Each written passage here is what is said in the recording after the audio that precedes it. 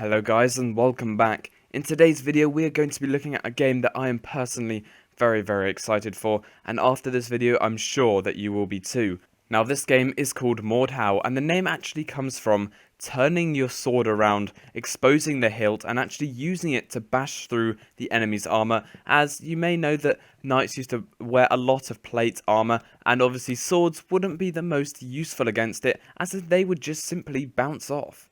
Now, as you can see from the title, I relate this game very closely to Chivalry. However, the features within this game are just absolutely phenomenal. It's so immersive, and there's so many things that I'm going to talk about later on that I'm sure will make you want to get this. Especially if you are from the Chivalry gaming community, or if you're a new person interested in the new medieval genre, as there are a lot of games coming out in this market as of late, such as Bannerlord, and a few things that I've talked about before in previous videos.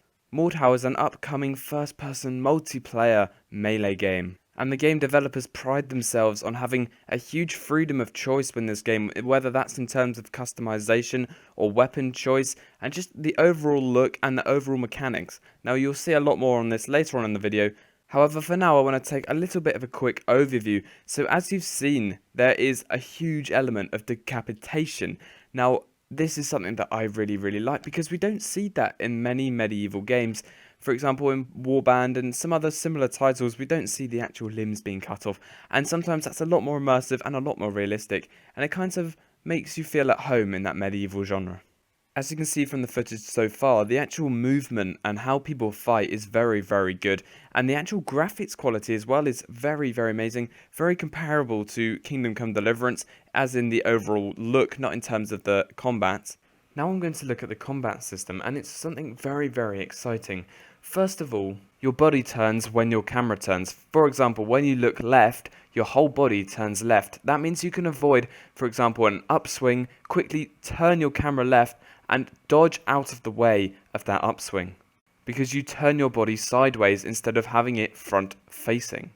So it's a lot harder to hit you depending on where you are looking. For example, if you're looking directly at the enemy, then your whole body is exposed. However, if you're looking at him sideways on, only your right arm or your left arm is actually exposed, and just your side leg and side body. And this means there's a lot of less of you to actually hit.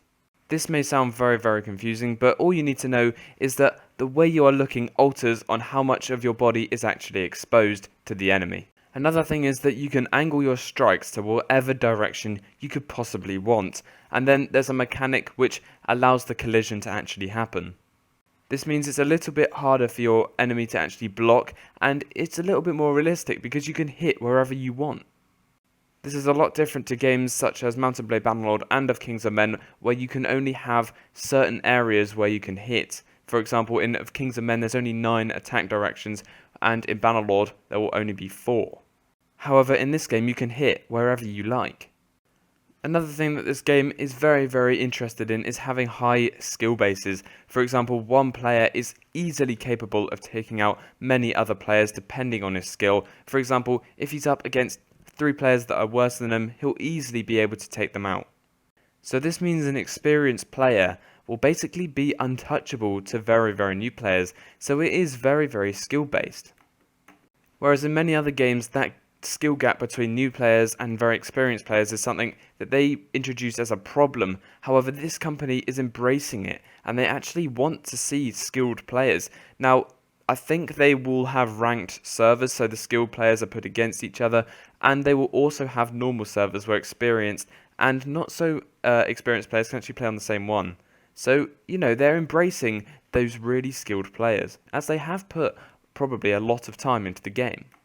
Obviously, there are 2 bars in the bottom of your screen, and that is the user interface basically. So the first one is obviously your health bar, and the second one is your stamina bar. Now the stamina bar decreases when you block, so that means you can only block a certain amount of times, meaning certain fights will only last for short periods, because eventually one of the people is going to run out of stamina and they're not going to be able to block anymore. So this means you have to be really aggressive. And it's quite hard for people to go on the defensive. I mean, what you could do is defend, and then just counter-attack constantly, until they run out of stamina, and then you'll be able to just wreck them, basically. As you probably have noticed, this game is very similar to some titles that you may have seen before. Now, to equate for this, they've actually introduced a lot of different control schemes. For example, if you are a Chivalry player, you will be able to use the Chivalry control scheme, obviously with their adaptations, which will fit this game a little bit better. This means players from other titles can have a smooth transaction to this game. So they do not feel out of place or put in some kind of weird universe where the control schemes are so much different to what they're used to. Basically, they feel at home. So the standard attack in this game is obviously a cut, which could be a swing, an upswing. Now what you do, it's a little bit different, is you actually move the mouse in your desired direction. For example, right, which will perform a right hand swing. And then when you feel like you're in position to make that swing, you click down on your left mouse, and this will actually activate that swing and you'll go to hit the other player. Thrusting is a little bit different. Now obviously on a mouse you have a scroll wheel. Now to actually thrust, you scroll forward with that scroll wheel and it will quickly stab the other player. Now obviously, as you should know if you've played any games of this genre, stabbing has a lot more range than pretty much everything, because you are actually using your whole arm's length as well as the sword length to reach the other player. Now thrusts play a very important role in this game. For example, if you want to swing left to hit the enemy from the left hand side and you miss, leaving you otherwise very exposed, you can actually combine it with the thrust so you can quickly re-attack before the opponent gets another swing in and potentially kills you. Now I'm not 100% sure, but I'm sure there will be some different combos that we can pull off, maybe ones that are better for taking out multiple enemies, or maybe specific weapons will have different combos that they can do. For example, polearms could do different combos compared to swords. Now in this game you block using right mouse button. Now all you have to do is aim your mouse where the enemy swing is actually coming from and then click down on the right mouse button. This will perform a parry and you will deflect the enemy shot. However, this will also reduce your stamina. So for example, if someone does an upswing overhead attack and you block sideways, that's not going to work. You are going to die probably. This means timing is extremely important, because if you don't time it right, then you're either going to be left very exposed and potentially hit, or you're going to die. Especially if they perform a combo. Now, if they perform a combo and you block wrong, you're going to take an awful lot of damage. As I mentioned earlier, you can't continuously block, even if you are the best blocker in the world, because what will happen is your stamina bar will run out, and this is when you are actually disarmed and you are only left with your fists. Which, as you can imagine, probably isn't very good against plate armor. I mean, you're just going to be punching them, and they will definitely kill you.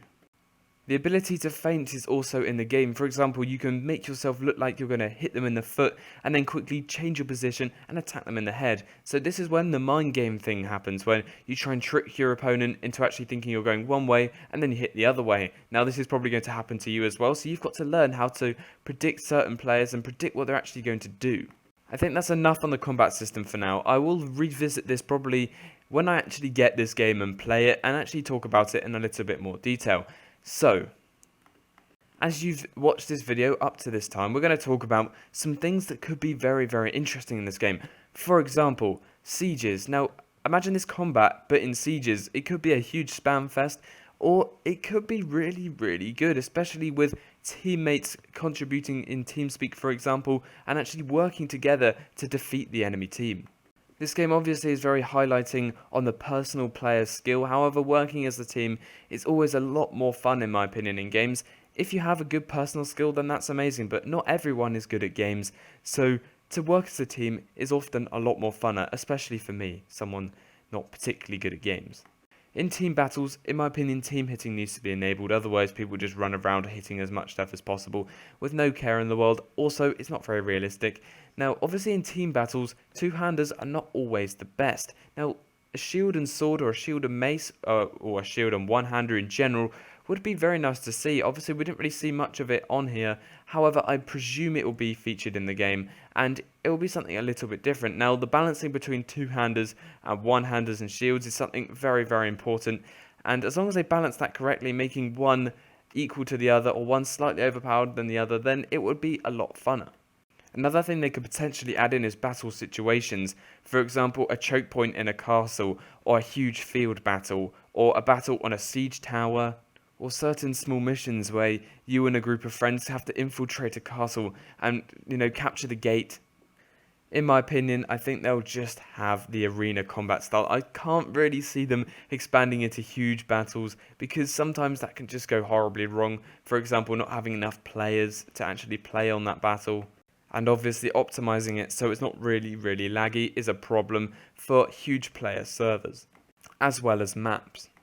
Now, before I quickly end with customization, I'd like to say, as you just saw, there were bows and crossbows, which will obviously add another element to the game, and it looks very similar in terms of Kings of Men, how the bows and crossbows actually work, where you aim the arrow point towards the player, and obviously it will get harder the further away you are. Now, the last section of this video will be to do with the customization, and as you can see, we start off with two very highly armored people, and then it cuts to just how much adaptations you can make to your character. You can model it on yourself, you can change the body mass, you can change the size of the chest, you can do everything, and you can also change the facial features to so much extent that I've never even seen it before. I mean, just look at that animation on the nose, as well as the different hair. You can just have so many options, and it's something that is very different. Sure, we're expecting customization in games such as Bannerlord, but to this extent I can't see how someone can meet these standards, because you can literally shape the face to whatever you want. So guys, that will wrap it up for this video, and that game was Mordhau. Make sure to go and check it out, and all the links in the description. I'm very excited for it, and I'm definitely buying it when it comes out. And before I go, I would just like to say I've been trying to record some Total War with my friends, and I've tried about 4 times now, and each time something has gone wrong. Whether that's me being a complete idiot and forgetting to save the replay, or the battle was just rubbish and we crashed halfway through, or the actual replay, as one of my Third Age ones happened, actually crashed halfway through at the same point every time. So it hasn't been going too well. However, you can expect some Total War videos to come out on this channel soon, especially focused on the Game of Thrones mods and the Lord of the Rings mods, which is known as the Third Age. And I'm really getting into the game, and I'm trying to take a little bit of a different viewpoint to what other YouTubers do. So you'll see some cool cutscenes, you'll see a little bit of a storyline, and I'll try and make it as unique as possible. You'll also see some Persistent World coming soon, and there are going to be some huge battles that I need to show you on that, and they are amazing. Some old battles as well, and what happened in the past, which I couldn't upload a few months ago. So there's a lot of stuff I need to show you guys. It's just that I've had a lot of technical issues over the past few days. Also, there's one more thing I want to say, and that is there is a Fall of Mordor, which is basically a Lord of the Rings situations mod for Warband, which I'll be looking at in the near future, and it's very exciting to actually see a really well developed Lord of the Rings mod for Warband, and it's a multiplayer mod as well, so there are already been clans set up, and I should be showing you some really cool events, as well as maybe me and another YouTuber kickstarting the mod process with a big event. So that is something you can look forward to if it actually happens. Finally, thank you guys so much for watching, and I will see you in the next one.